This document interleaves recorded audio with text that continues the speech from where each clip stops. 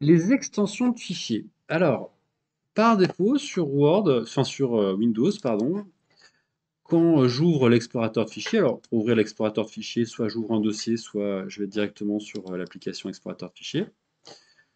Par défaut, on n'a pas les extensions de fichiers.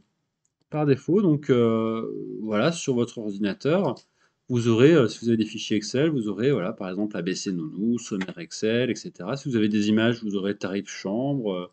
Voilà, on voit que c'est une image, hein, il me le dit à côté. Et puis si je zoome un petit peu, on voit que c'est une image. Ou alors on voit le petit logo en forme d'image. Bref, Euh, je devine que c'est une image par les informations qui me sont données. Voilà. Vous pouvez allez sur votre ordinateur, regardez un petit peu les fichiers, comme ils s'affichent, on voit bien s'il y a des extensions ou s'il n'y a pas d'extension. Là, par défaut, quand on installe, quand on installe Windows, pardon, par défaut, il n'y a pas d'extension donc sur l'ordinateur. On n'a aucune information sur l'extension du fichier.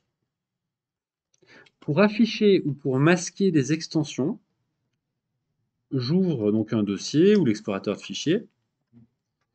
Je vais dans Affichage et dans Affichage, là, dans le petit menu Affichage, on devra avoir un truc Extension de nom de fichier. Là, il faut cocher cette case. Sur les autres systèmes d'exploitation, si vous avez je sais pas si vous êtes sur Mac ou si vous avez une vieille version de Windows, alors à ce moment-là, ça sera une autre manipulation. Voilà, là je parle des systèmes à partir de Windows 10, donc j'ouvre un dossier, je vais dans Affichage et je coche la case Extension des noms de fichiers. Alors ces extensions, en fait, elles vont nous renseigner en fait sur la nature du fichier. Donc si je prends, si j'ouvre ma petite pochette cours Excel, on voit bien les fichiers Excel, ils se terminent par .xlsx. C'est un format d'Excel. Les images, elles se terminent par .jpeg. Alors il y a d'autres formats images, hein. On peut avoir .png par exemple, .raw si vous faites de la photo. Vous avez peut-être déjà vu des images en .raw. Ouais, voilà, c'est le format .raw, c'est le format brut. C'est un format brut assez lourd qui va garder beaucoup d'informations sur les images. .odt, c'est OpenOffice. C'est un fichier qui a été réalisé avec OpenOffice à la base. Donc en fait, toutes ces petites... Alors tu vois, Word par exemple, c'est docx. Si vous aviez une vieille version de Word, antérieure à 2007 je crois, c'est .doc. Hein, quand on enregistre un document, alors que je sois sur Word ou Excel, si je veux enregistrer un document, enregistrer sous, je vais enregistrer un document sur le bureau, par exemple, là, ce document vierge. Là, tu vois, dans Type, il me dit, bah voilà, tu peux choisir docx. .doc, c'est un fichier qui va être compatible avec une vieille version de Word de 97 à 2003. Docm, c'est un format qui prend en charge les macros, etc. En fait, l'extension, alors il y a du point texte, il y a différents points ODT là, pour ceux qui travaillent en OpenOffice. Donc, on peut en fait choisir le format de son fichier, l'extension de son fichier pour qu'elle soit lue par certains programmes. Alors, a priori, donc les points docx, les points xlsx, les points JPEG, tout ça c'est compatible dans tous les systèmes d'exploitation, que vous ayez un Mac, que vous ayez un PC, que vous ayez Linux, etc. C'est a priori compatible avec la plupart des systèmes d'exploitation. Alors après, il y a certains fichiers, certaines extensions de fichiers qui sont plus rares et qui seront pas forcément compatibles avec tous les systèmes d'exploitation, mais tous ceux qu'on vient de voir sont quand même globalement bien compatibles.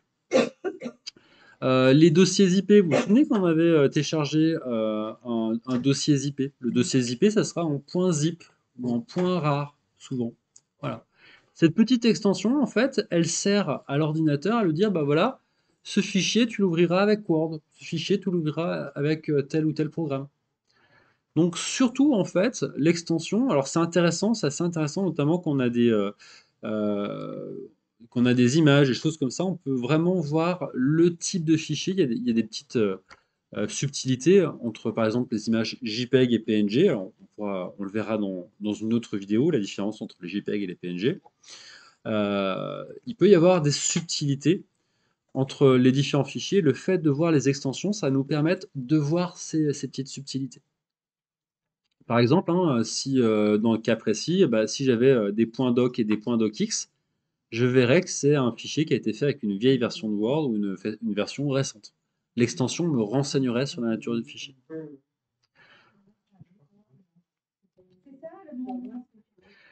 Alors, je vais faire un petit exemple là si je prends style.doc, là, le petit atlas qu'on a fait dans une précédente vidéo.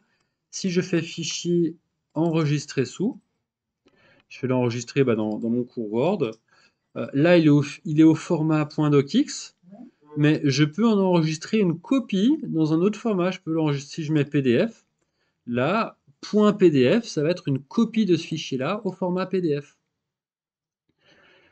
Hop, tu vois, ça a créé un nouveau fichier au format PDF. Le format PDF qui est un petit peu spécifique, hein, sur lequel il est très difficile de faire des modifications. Par contre, qui est universel, c'est-à-dire si vous l'envoyez à n'importe qui dans le monde, il arrivera à avoir exactement la même présentation, la même police, etc., etc., etc., sans avoir de logiciel installé sur son ordinateur spécifique. Alors, les extensions, donc, c'est une bonne chose qu'on a un utilisateur avancé de les afficher parce qu'effectivement, ça permet très rapidement d'identifier le type de document qu'on a. Par contre, méfiez-vous. Regardez, par exemple, là, le document. Alors, j'ai fermé le document qui est là. Si par mégarde, j'avais envie de renommer ce document style, j'ai envie de le renommer, je fais bouton droit, renommer. Tu vois, automatiquement, là, il surligne en bleu le titre, style. Donc voilà, je vais appeler par exemple Atlas. Voilà. Surtout, en fait, alors ça c'est bon, hein, ça va le renommer. Par contre, surtout quand vous renommez un document, n'effacez jamais l'extension. Si vous effacez l'extension, regardez ce qui se passe. Je me dis que c'est pas joli, l'extension, allez, je vais supprimer. Là, il met un premier message d'erreur. Là, il met attention, vous avez modifié l'extension du fichier. Ça veut dire que voilà, l'ordinateur ne saura plus comment l'ouvrir. Donc, là, est-ce que tu veux vraiment continuer? Si je mets oui, regardez, le petit logo Word va disparaître. Et si je double-clique dessus, voilà, l'ordinateur, il est bien embêté, il ne sait pas comment l'ouvrir. Il sait pas comment l'ouvrir. Ça veut dire que vous avez modifié l'extension du fichier. Bon, alors, pas de panique, on peut la remettre, hein. Je vais faire un bouton droit dessus, renommer, et je vais la remettre. .docx. Hop, c'est réparé. Maintenant, je peux à nouveau ouvrir ce document.